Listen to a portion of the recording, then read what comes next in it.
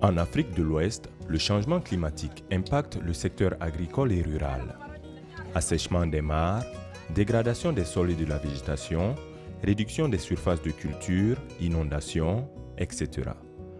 Pour les agriculteurs, un changement climatique non maîtrisé est synonyme de catastrophe. À Bamadougou, un village situé à une cinquantaine de kilomètres de Sikasso au Mali, les paysans cherchent mais ne trouvent aucune réponse satisfaisante à la réduction des récoltes, la disparition progressive de la végétation et la raréfaction du pâturage.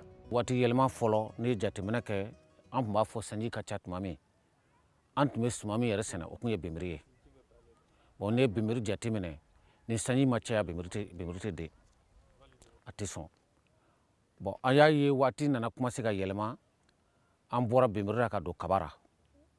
Bon, aya ye tun fana kaba in fana kabashi dot man boro ne ya ale fana do ale bemriti ma janyona. Finalement an yo fana changer tun kana kaba tellement na c'est ça. L'impuissance des paysans face au changement climatique préoccupe l'Institut du Sahel, un organisme spécialisé du Comité inter-État de lutte contre la sécheresse dans le Sahel.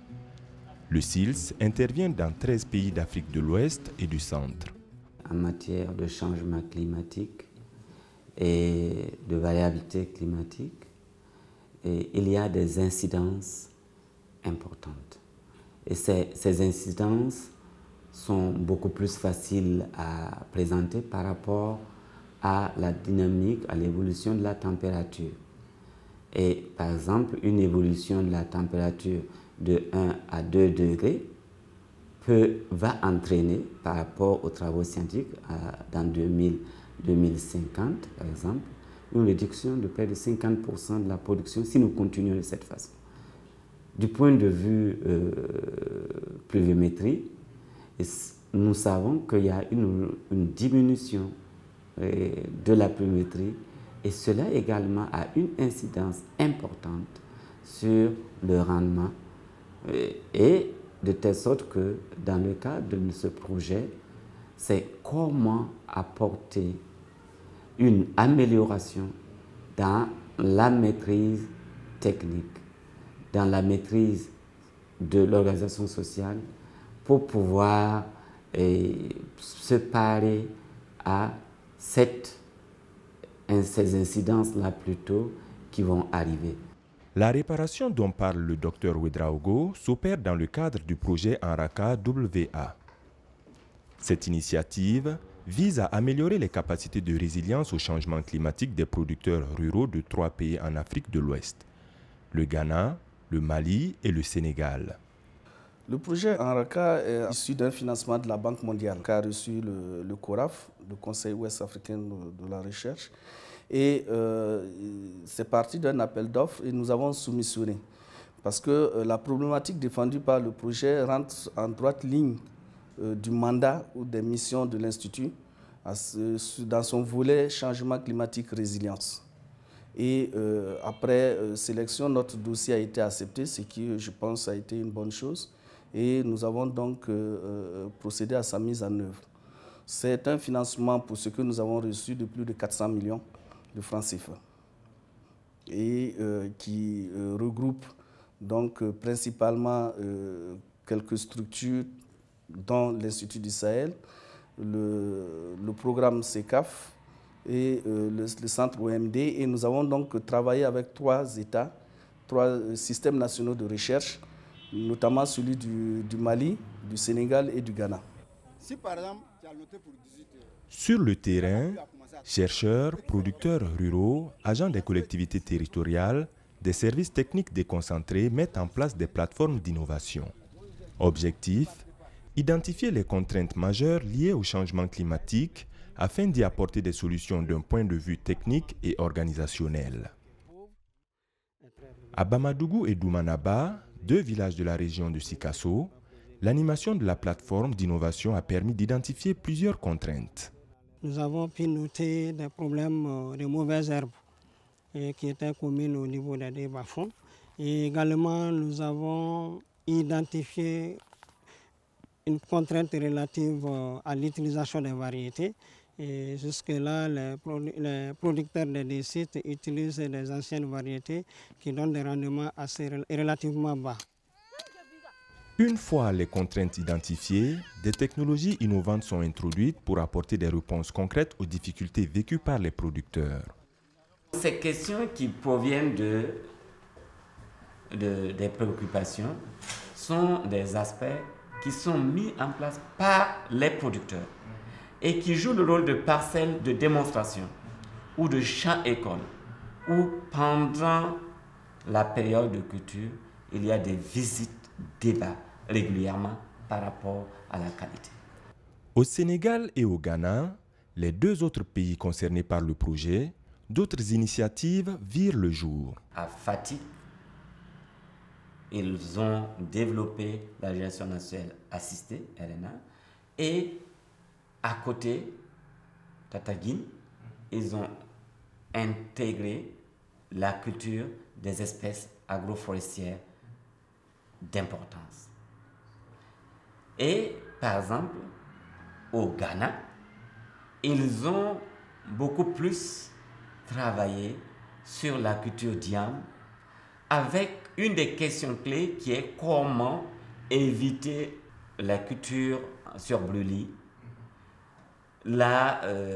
l'épuisement de la qualité du sol, la fertilité du sol, donc qui nous amène à faire des cultures extensives, à faire des jachères très courtes, qui sont nocifs à l'actuelle pression démographique que nous vivons. Résultat, les producteurs obtiennent de meilleurs rendements et souffrent moins des effets pervers du changement climatique. Seydou Dambélé perçoit mieux l'importance de la recherche dans la promotion des activités agricoles grâce à l'intervention du projet Enraka WA.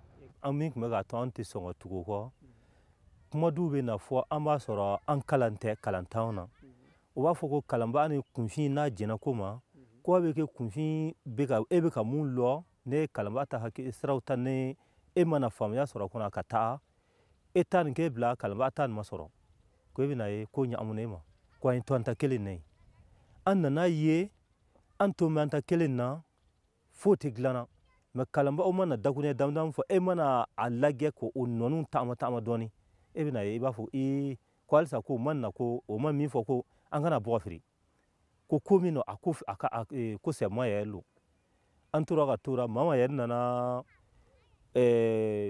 pombe kolon mu senati o ya folke mama kasra wadara kana ateshu ke mama o ya ke sami o sangele ne ga kolon si ka motor moto pombu nyini ka nga pom der son ka yel kungo fe ni yer me le drone sen goy men yella kungo fe nanye pom der sen nanyo pom der si o be nene wati ma ni pom der mi senei me mi boranta so le kono bo kotuguni samnya fe nanye kaba dowara alinti sunu engrais fima do no gema dron na kaba ko be boya fo sor ko ko forun kaba dron te nya sura inda fon balike ne yare ka yelma ko ra fo ne ko ngalla nyin kon mara dole ka fara anyeta kan ayin bo fil chama dare ne yare ko yisra sura ye akura ye la akoni al sambal la nyin na fa ame sura kura chugo na me demba so mi se kana. Les technologies identifiées permettent ainsi de renforcer les capacités des producteurs à faire face à la variabilité climatique. Mieux structurées, les collectivités territoriales améliorent le cadre d'intervention des projets. Les services techniques déconcentrés comprennent mieux les besoins des acteurs à la base. Quant aux producteurs, ils accèdent plus facilement aux technologies pour résoudre les problèmes auxquels ils font face. Dans une plateforme, on s'est rendu compte qu'il y a une efficacité. Donc, l'écoulement, la production, la disponibilité des intrants et la sociabilité. Surtout qu'il y a eu vraiment des expériences qui ont été partagées par des solutions non agricoles.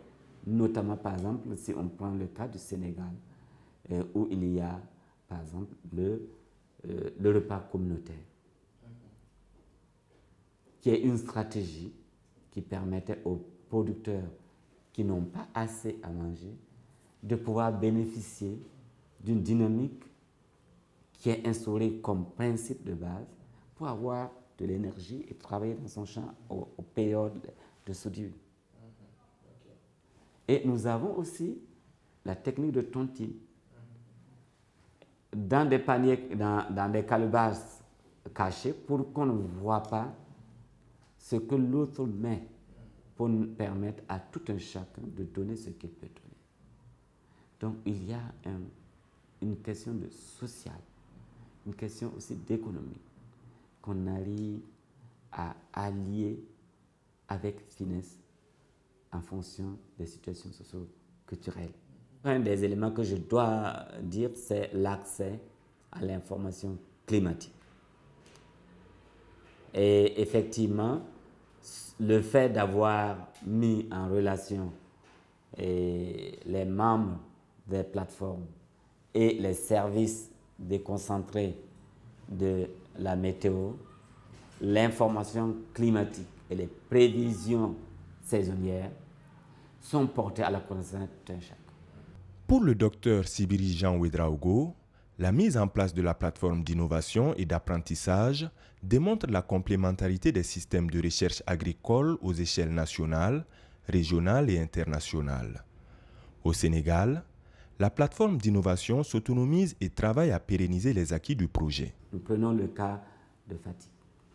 Au Sénégal, en quelques 6 mois, la plateforme créée a pris le devant de presque le développement agricole au niveau de la coupe.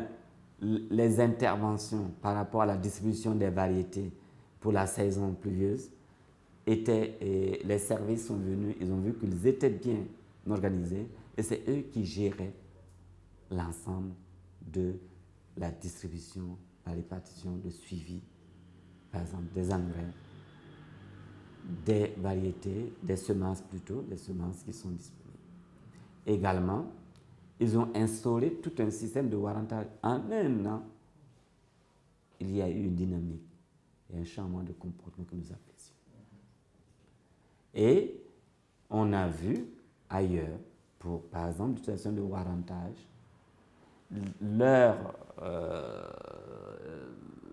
les membres de la société qui ont migré ont même donné leur garantie pour apporter leur contribution pour la mise en place.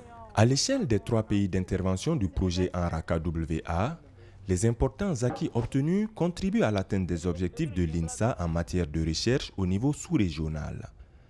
C'est le sentiment du professeur Antoine Sommet. Ce projet a contribué à former également différents partenaires, depuis des chercheurs, des étudiants, des producteurs, etc. Et je crois que effectivement, ce projet nous a permis de jouer notre rôle en tant que coordonnateur de la recherche sous-régionale et également en termes d'appui que nous pouvons apporter aux producteurs et également aux services déconcentrés de l'État, services de l'agriculture, de la recherche, de l'élevage ou de l'environnement des pays que j'ai cités. Le succès du projet s'explique en grande partie par la mise en œuvre d'une démarche participative. Concrètement, 2 approches ont été expérimentées. Le concept recherche agricole intégrée pour le développement avec la plateforme d'innovation comme instrument opérationnel. Et les fermes du futur, une approche promue par le programme de recherche sur le changement climatique, l'agriculture et la sécurité alimentaire, CECAF. Nous utilisons un outil qui s'appelle l'analogue climatique, qui est un modèle qui, à partir d'un certain nombre de données climatiques et biophysiques au niveau du site A, qui est le site de référence, peut en fait permettre d'identifier à travers le monde un site climatiquement analogue à notre site de référence, par exemple dans 30 ans. L'avantage, c'est quoi? Si notre site de référence va être comme ces sites dans 30 ans, nous pouvons aller vers ces sites analogues pour apprendre des leçons qui sont pratiquées actuellement en rapport avec les conditions climatiques du moment dans ces sites B, que nous pouvons ramener dans notre site de référence A pour anticiper, prendre un pas et s'adapter avant que la situation ne devienne comme ce que ces sites vivent. puisque indéniablement, les changements climatiques vont tendre vers la réalité que vit ce site, qui est le site analogue. En anticipant les éventuelles crises climatiques, les acteurs des sites de référence apprennent des pratiques d'adaptation à travers les échanges interpaysans. Les voyages d'études organisés dans ce cadre ont été riches en enseignements. C'est le sentiment du docteur Diaminatou Sanogo, la coordonnatrice du projet au Sénégal. Je peux prendre l'exemple de la plaque solaire. On peut, par exemple, essayer de faire ça. Je peux prendre l'exemple de la RNA. On peut appliquer ça ou le dîner commun. Essayer de voir. Mais quand on va faire un plan d'action. Qui va faire quoi, comment, quand, et qui va donner les moyens. Donc ensuite, on va évaluer. Parce que la recherche-action, il faut qu'on évalue pour voir est-ce que ce que nous, on attendait, le fait de connecter une population à son avenir climatique, est-ce que ça permet de renforcer leur capacité d'adaptation au changement climatique. Au niveau régional, les résultats du projet peuvent orienter sur les stratégies d'adaptation au changement climatique. Leur mise à l'échelle à l'ordre du jour au niveau de l'INSA devrait permettre d'assurer une meilleure diffusion des technologies innovantes identifiées. Nous nous engageons dans cette perspective. Nous pensons très bientôt, au-delà des plateformes que nous allons étendre à des pays tels que le Burkina, le Niger et d'autres pays qui peuvent être producteurs, qui peuvent être preneurs du moins. Cette initiative va certainement s'étendre à beaucoup d'autres pays avec les financements que nous avons. Nous avons des financements qui viendront de la Banque africaine de développement et qui vont s'adresser aux questions de résilience. Et également au niveau institutionnel, nous pensons poursuivre la réflexion qui consisterait à capitaliser tout ce qui est technologie innovante et à les tester, à les prouver et à mettre en place des mécanismes de, si vous voulez, de brevetage et de transfert de ces technologies aux populations. Ça, nous sommes pleinement dans notre rôle et nous allons le faire dans les années à venir.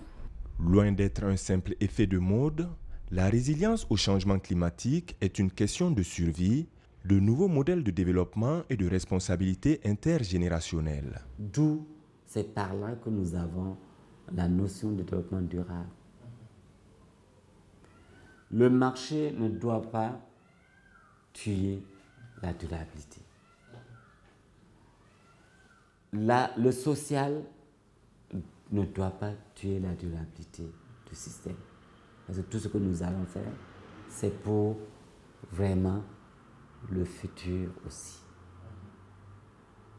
Nos enfants, nos arrière-petits-enfants. Alors donc, il faut leur réserver, leur permettre d'avoir ce patrimoine. D'où la nécessité d'interventions diverses. La résilience de la population à travers la productivité, les dispositifs de stockage, la fluidité des échanges pour permettre de disponibiliser les aliments, les produits alimentaires et également jouer sur la sécurité nutritionnelle.